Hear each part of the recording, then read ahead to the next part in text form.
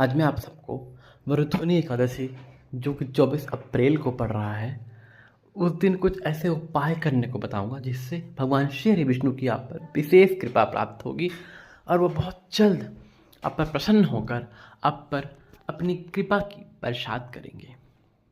तो मेरे साथ अंत तक इस वीडियो में बने रहिए और जो भी इस चैनल में नए हैं वो चैनल को सब्सक्राइब कर लीजिए, क्योंकि आप इस उपाय को हर एकादशी पर कर सकते हैं।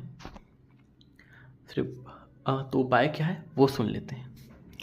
जो तुलसी सूख जाती है ना, उन सूखी हुई लकड़ी को आप रख लें। ये ध्यान रहे तुलसी सूखी हुई होनी चाहिए, हरी तुलसी को ना तोड़ें। अगर आपके पास सूखी तुलसी है तो आप उसे रख लें, उसके 7 टुकड़े करके उससे मौली धागा बांधकर या रुई लगाकर घी में अच्छे से भिगोकर भगवान श्री हरि विष्णु या लड्डू गोपाल या कृष्ण आपकी जिसकी भी आपकी श्री हरि विष्णु के जो स्वरूप हैं उनकी किसी भी तस्वीर फोटो के सामने इस दीपक को जलाएं। कहते हैं ऐसा दीपक जलाने से हमें 1000 गुना अश्वमेध यज्ञ करने का फल प्राप्त हो जाता है।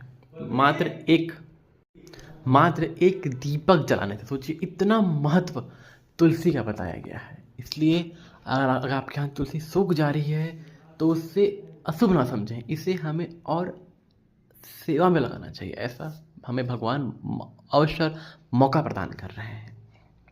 और हमें एकादशी के दिन भगवान लड्डू गोपाल शालिग्राम जी को किसी को या विष्णु को एक तुलसी का दल अवश्य अर्पित करना चाहिए। कहते हैं शालिग्राम जी को एक तुलसी का दल अर्पित करने से हमें 1000 गुना सोना दान का फल प्राप्त हो जाता है।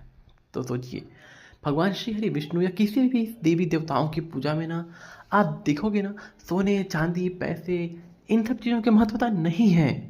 भला वो कुबेर भंडारी हैं, उनके पास खुद कुबेर का खजाना है, उनके पास स्वयं लक्ष्मी माता विराजमान है, उन्हें किस चीज़ की भले क्या कमी हो सकती है।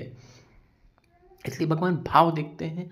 आपका भाव सच्चा होना चाहिए, आपका भाव निस्वार्थ होना चाहिए। आप भाव से प्रेम से एक तुलसी का दल भी अर्पित कर देते हो तो भगवान श्री हरि विष्णु उसे स्वीकार कर लेते हैं। इतना उनमें भक्त का भावना देखते हैं वो।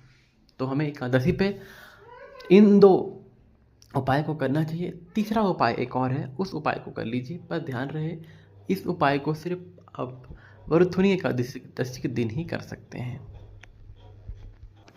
चूँकि वरुथुनी एकादशी इतनी गर्मी में पड़ रहा है, अभी से गर्मी इतना तेज हो गया है, प्रारंभ हो गया है, तो कहते हैं इस स्थिति में अगर आप किसी को अन्न और जल दान करते हो, किसी के लिए जल की व्यवस्था कर देते हो, किसी के लिए अन्न की व्यवस्था कर देते हो, तो यह स्वर्ण दान से भी ज़्यादा दान का महत्व बताया गया है।